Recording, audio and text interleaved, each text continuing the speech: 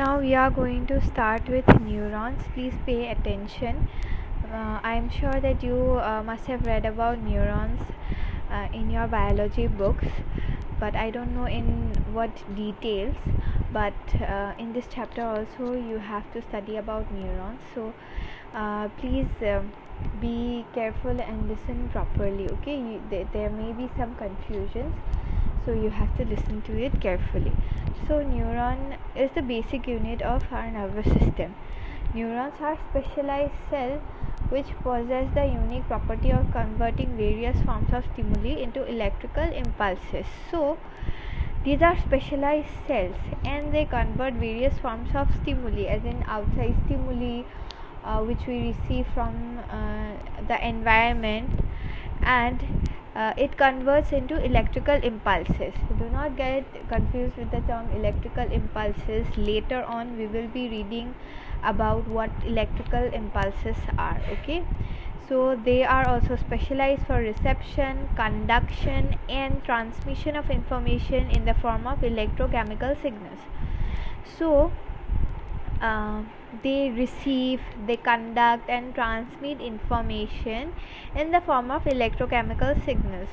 So we will also be reading about what are electrochemical signals and why do we call them electrochemical signals. Okay, so they receive information from sense organs, and sense organs have these specialized receptors which carries information from outside stimuli. Okay, so or they receive information from adjacent neurons, as in neurons which are near to them. Okay, so your sensory organs receive information from the outside world, and then the information is passed from one neuron to another neuron. Okay, and then it is passed on to the brain and spinal cord.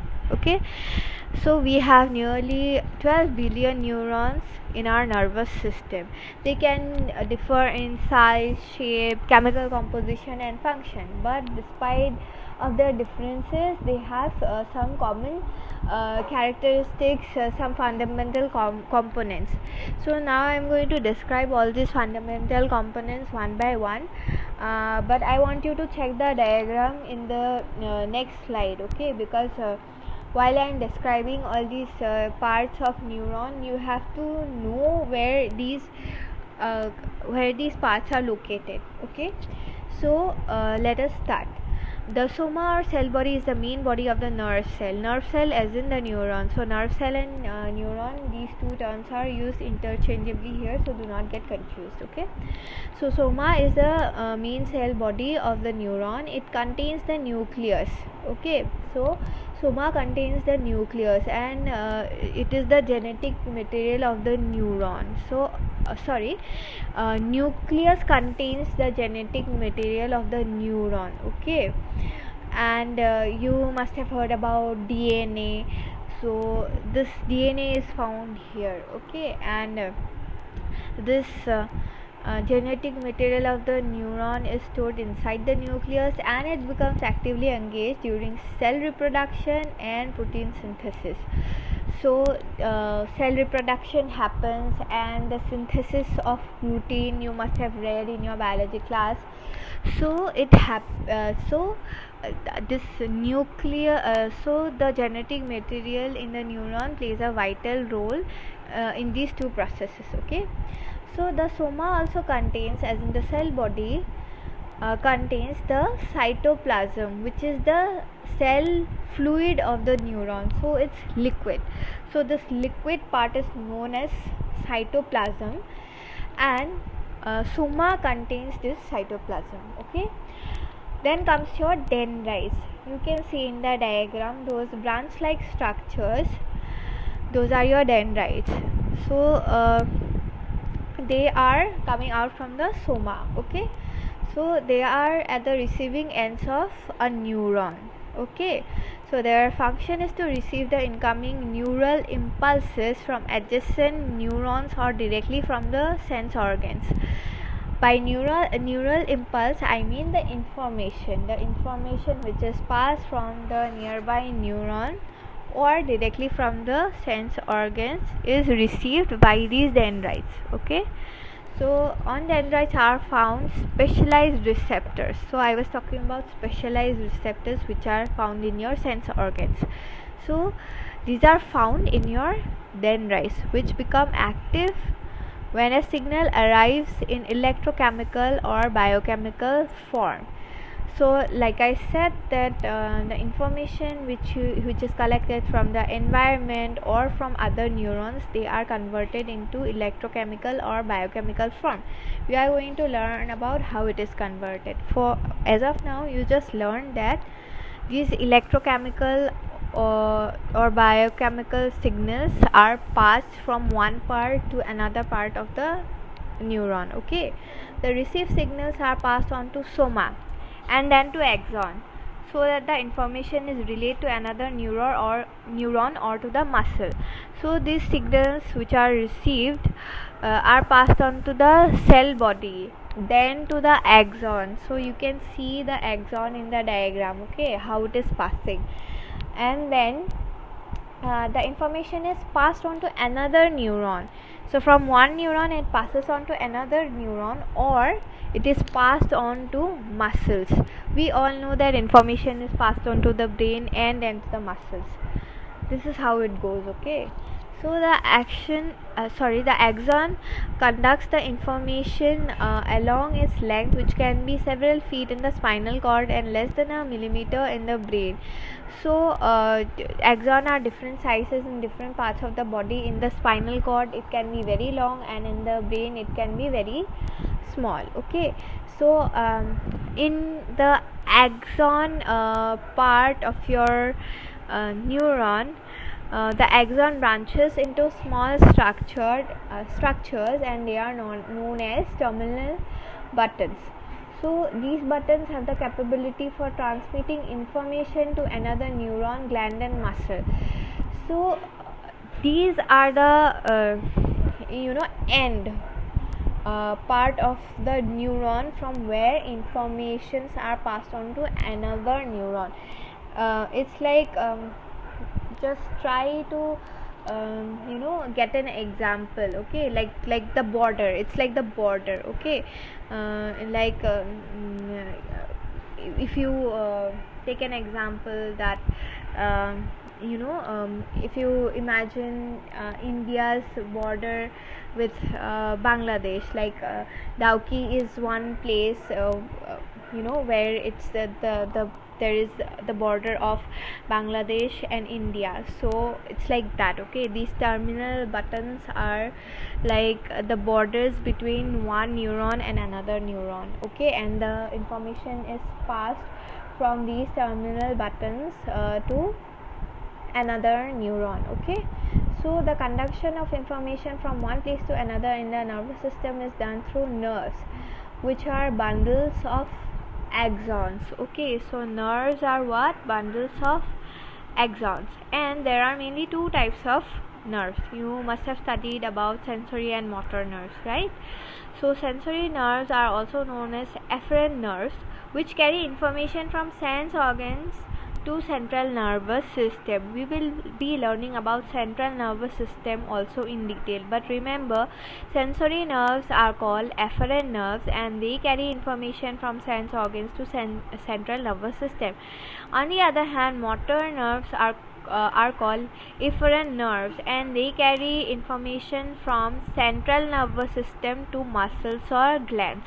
So remember, sensory nerves carry information from sense organs to central nervous system, and whereas motor nerves carry information from central nervous system to muscle or glands. Okay, so a motor nerve conducts neural commands which direct, control and regulates our movements and other responses. Okay, so neural commands as in the commands which are generated in neuron. Okay, so this is the function of motor nerves. Okay, it regulates our movements and other responses. There are some mixed nerve also, but sensory and motor fibers in these nerves are separate. Okay, so always remember that some nerves are mixed, as in they are both sensory and motor nerves. They do the function of sensory and motor nerves both, but sensory and motor fibers usually are separate. Okay.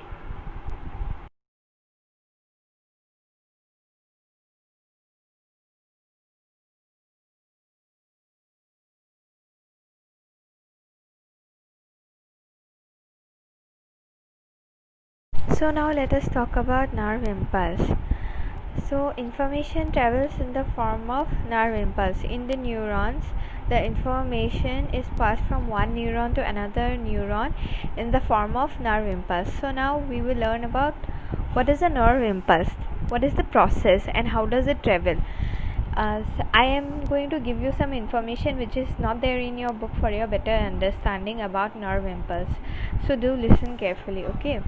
So when a neuron is resting and not conducting a nerve impulse, okay, so that means when a neuron is not passing one information to another neuron or muscle, at that point of time it is negatively charged. Okay, so what happens when some outside stimulus excites the neuron, some external stimuli excites this neuron, then what happens, it becomes a little less negative. Okay, so positively charged sodium ions flows to the neuron, flows inside the cell body of the neuron. Sodium ions flows inside to the cell body of neuron, and it gets positively charged for a millisecond, a thousandth of a second. And this rapid brief change to inside positivity is your nerve impulse. So this brief period of a millisecond is your nerve impulse. This happens when an outside stimulus excites the neuron. Okay, and then what happens, then some chemical processes happen. Your cell body is negatively charged originally with potassium ions, and then when a stimulus excites the neuron, then from outside of the neuron some positively charged particles of sodium ions flows inside the cell body of the neuron and makes it positively charged for a millisecond. And this brief period and rapid change is known as your nerve impulse. Okay, so this is your nerve impulse, remember. Okay, and when the stimulus energy, as in when the outside stimulus is relatively weak, the electrical changes are so small that the nerve impulse is not generated and we do not feel that stimulus. So only certain kinds of stimulus can be interpreted by us human beings. We cannot feel all stimulus around us because these stimulus energy are relatively weak. So we can only feel those stimulus energy which are strong enough for us. If the stimulus energy is relatively strong, electrical impulses are generated and conducted towards the central nervous system. So this nerve impulse happens only when the stimulus energy is strong enough and it is conducted towards the nervous system, so that we get the information. So the strength of the nerve impulse, however, does not depend on the strength of the stimulus that started the impulse. Okay, so remember, the strength of the nerve impulse does not depend on the strength of the stimulus that started the impulse. The nerve fibers work according to the all or none principle, which means that they either respond completely or do not respond at all. Okay, so it's not like that some nerve impulse are going to be strong than the other ones, depending on what kind of stimulus we are getting. It's not. It either works or it doesn't work. All or none principle. Okay, so the strength of the nerve impulse remains constant along the nerve fiber. So nerve impulse is constant, it is not strong or it is not weak, just that the outside stimulus can be strong or weak, and if the outside stimulus is strong enough, then only it can generate a nerve impulse, and if it is weak, then it cannot generate a nerve impulse. But nerve impulse remain constant. Always remember that it doesn't depend on the degree of being strong or weak of the stimulus. Okay.